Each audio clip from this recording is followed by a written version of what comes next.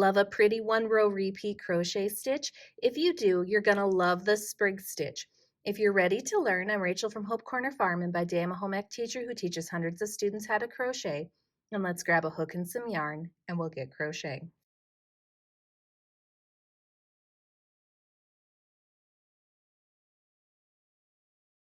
Before we get started, make sure you subscribe to my channel, hit the bell so you get notifications of when I post new videos, and don't forget to give me some feedback on this video. Give me a like or a comment, let me know what I did well or things that I could improve upon. For the Sprig Stitch, you're going to have to know how to chain and how to single crochet stitch. Now I'm going to show you how to do both of those in this tutorial, but if you want tutorials that focus solely on those, I've included links in the description below to videos that focus on just those stitches.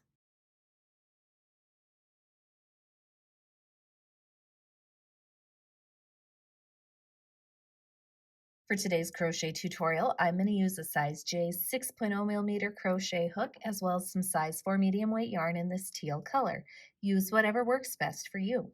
You may also need a pair of scissors and a yarn needle at the end of your project. Today's crochet tutorial is written using US crochet terms.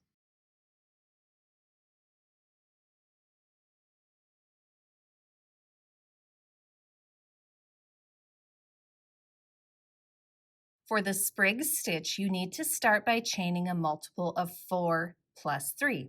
So what that means is you chain any multiple of 4 that you would like first.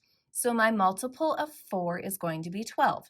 So here is 1, 2, 3, 4, 5, 6, 7, 8, 9, 10, 11, and 12. After chaining whatever multiple of 4 you would like, at the very end you add 3 more chains.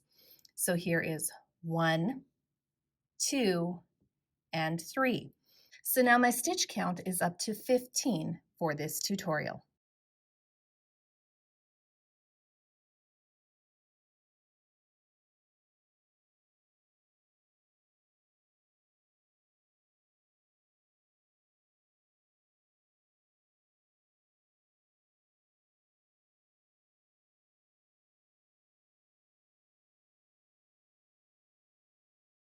For row 1, we're going to start by working into the 4th chain from the crochet hook.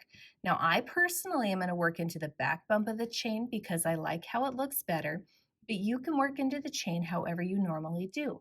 There is no right or wrong way for this stitch. Into that 4th chain from the crochet hook, we're going to work 2 single crochet stitches.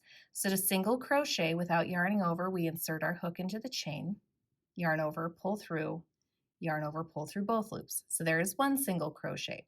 I need to put 1 more single crochet in that exact same space. Now I'm going to chain 2, and in the very next chain I'm going to put 2 more single crochet stitches. So this is the next chain, and I'm going to place 1 single crochet, and then I'm going to put 1 more in there. So we have started into our row 1. Now we're going to get into the repeat for our row, which is worked across 4 chains or 4 stitches. So what we're going to do is we're going to skip 2 chains, so skip and skip. Into the 3rd chain, we're going to work 2 single crochet stitches. So here is 1 and 2. Then we chain 2, and then into the next chain, which is that 4th stitch of the repeat, we're going to put 2 single crochet stitches. So here is 1 and 2. We're going to keep repeating that until we have 2 stitches remaining.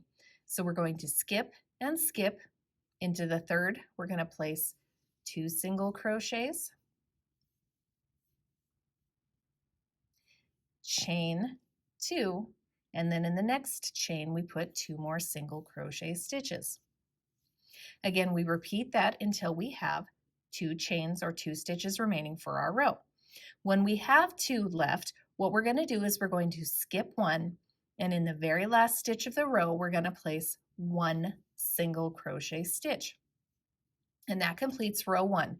And I just want to point out that it's probably going to bow a lot at this point. That is normal. It will straighten out as we add more rows to this project. So do not panic If your row 1, if your project looks like this, where it's rainbowing after row 1, that's usually how it does look. And that completes row 1.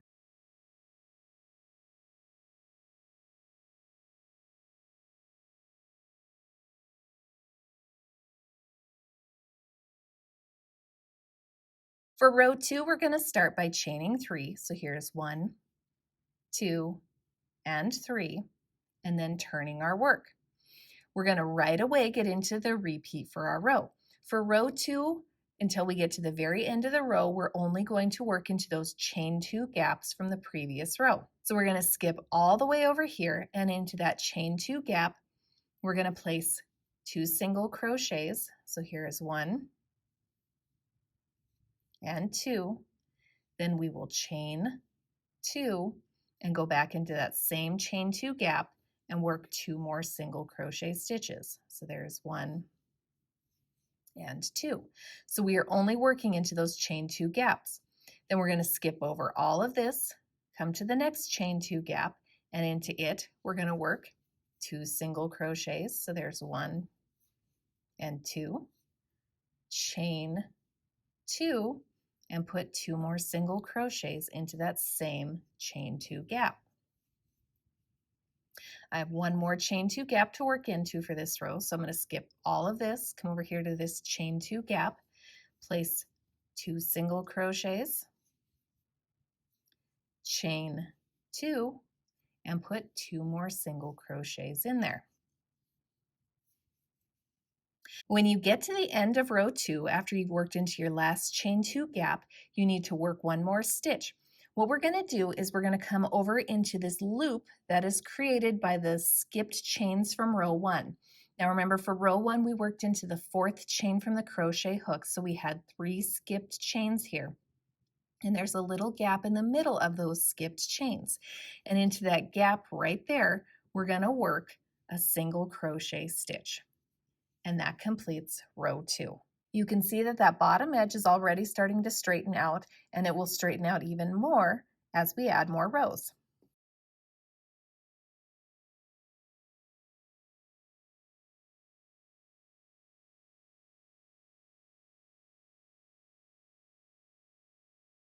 Row 3 is almost exactly like row 2. The only difference comes in where we work the very last stitch of this row, so I do say it is different from row 2 because that last stitch is worked slightly differently than the last row.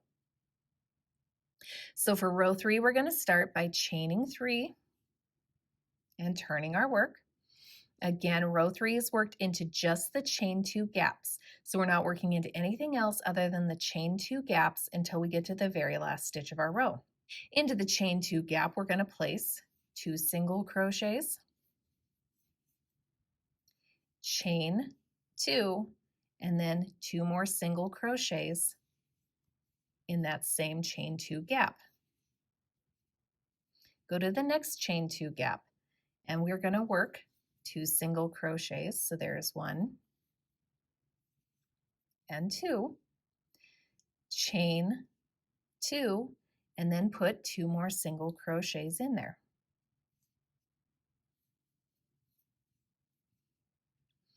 Come to the next chain 2 gap, and we're going to work 2 single crochets, chain 2, and then put 2 more single crochets.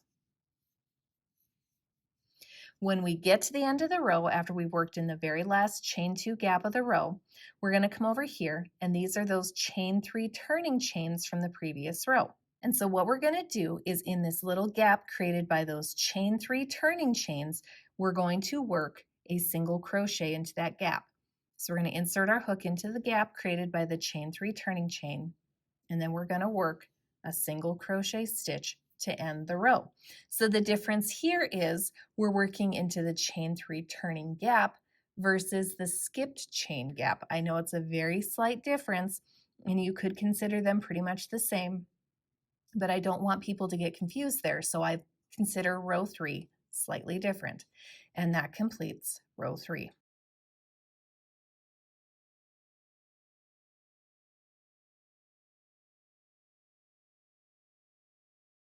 For the remainder of your project using the Sprig Stitch, you're simply going to keep repeating row 3. This is now a 1-row repeat crochet stitch.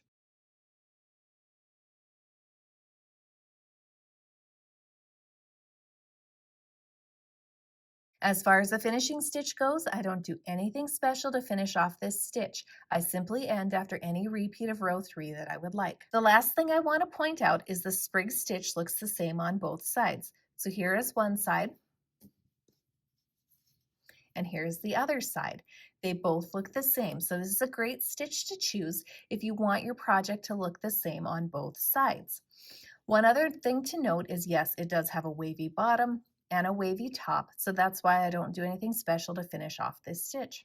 And that's how to crochet the Sprig Stitch. I hope you guys found this tutorial helpful. Don't forget to subscribe to my channel, hit the bell so you get notifications of when I post new videos. And if you're looking for another crochet stitch to try, you could check out my twig stitch tutorial right here. And I hope you have a wonderful day.